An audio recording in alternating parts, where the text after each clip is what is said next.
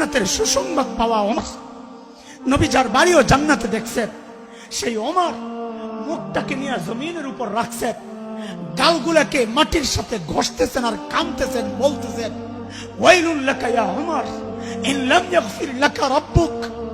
ওমর, তোমার রব যদি তোমাকে ক্ষমা না করে, তোমার জন্য ভয়ঙ্কর বিপদ কিন্তু অপেক্ষা করতেছে।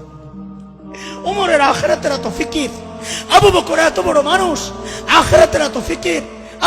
সাইয়েদনা আবু বকর নির্জনে দূরে চলে যেতেন, চিৎকার করে করে কাঁদতেন আর বলতেন, ইবনে আবি কুহাফা, ও আবু কুহাফার বেটা, তুই মানুষ কেন হইলি রে?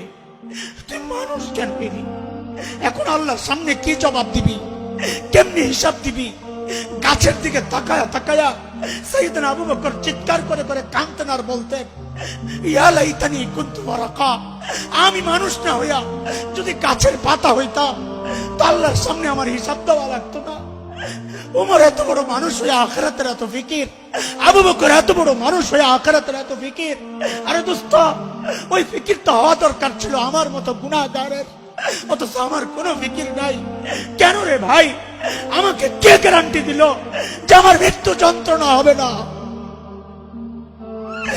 আরে ওমর তো গ্যারান্টি পাইছে, ওমর ফিল জান্নাহ, ওমর জান্নাতি। আবু বকর তো গ্যারান্টি পাইছে, আবু বকর জান্নাতি।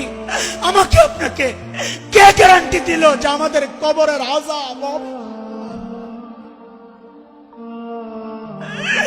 কে গ্যারান্টি দিল বলেন? আবু বকর তো গ্যারান্টি পাওয়া মানুষ, তাও এত চিন্তা। ওমর তো গ্যারান্টি পাওয়া মানুষ, তাও এত চিন্তা। আমাকে কে গ্যারান্টি দিছে যে আমি জাহান্নাম থেকে বাইচা যাব, জান্নাত পায়া যাব? ওমর তো গ্যারান্টি পাইছেন, ওমর ফিল জান্নাত, তাও কান্দে, তাও কান্দে। আমার আপনার চেহারার দিকে আম ঘাস সব শ্রেণীর মানুষের অবস্থা একটাই, চেহারা দেখলে বুঝার উপায় নাই যে মানুষটার মৃত্যুর ভয় আছে, বহুদিন বাঁচবে। আরে এমনও তো হতে পারে এই জায়গায় বহু ভাই আছেন, বহু মানুষ আছেন যার কাফনের কাপড় দোকানে চলে আসছে। এমনও তো হতে পারে কালকে খবর আসতে পারে হাসান জামিল তার দুনিয়ায় নাই, এমনও তো খবর আসতে। কেন এমন নিশ্চিন্ত হয়ে গেল? চুল পাইকা পাইকা সাদা হয়ে গেছে, গুনাহ ছাড়তে পারি না। দাড়ি পাইকা সাদা হয়ে গেছে, গুনাহ ছাড়তে পারি না।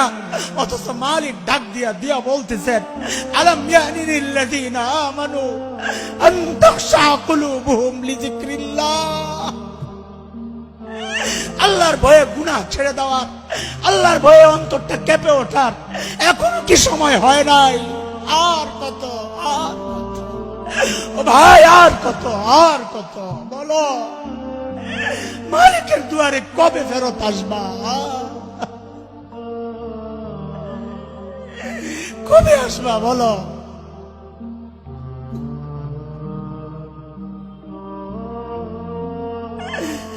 আল্লাহ মাফ করে দাও, আল্লাহ মাফ করে দাও।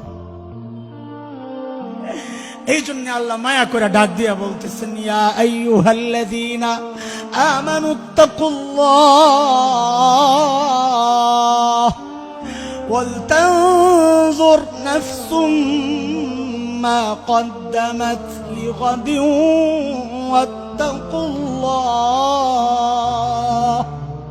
প্রত্যেকটা মানুষের উচিত আখিরাত নিয়ে চিন্তা করা যে আমার মালিকের সামনে আমি কি নিয়ে দাঁড়াবো, আমার পুঁজি কি, আমার কামাই কি, আমার সম্বল কি।